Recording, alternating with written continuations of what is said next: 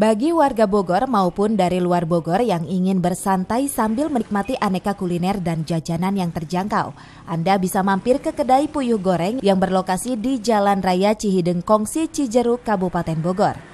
Selain beragam makanan dan minuman, tentunya Puyuh Goreng yang menjadi kuliner unggulan di kedai ini bisa dinikmati oleh pengunjung. Bahkan untuk menambah kenyamanan dan betah di kedai ini, pengunjung dimanjakan dengan fasilitas Wi-Fi gratis untuk berselancar di dunia maya sambil menyeruput kopi gratis.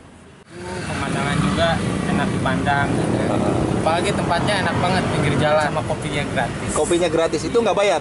Enggak, sama sekali tanpa syarat. Tanpa syarat, cuma-cuma ya? Iya. Gratis itu memang kita menggratisan kopi kita. Jadi siapapun yang mau datang, mau cuman kopi, kita gratisin tanpa syarat. Dengan harapan pertama, satu dari sisi bisnis, setelah dia nyobain kopi kita bisa jual kopi saset di sini. Itu kopi apa itu, Bang? Ini namanya kopi 151. Jadi ini kopi campuran robusta yang kita blend sendiri. Dari Cijeruk, Kabupaten Bogor, Ahmad Rohani melaporkan.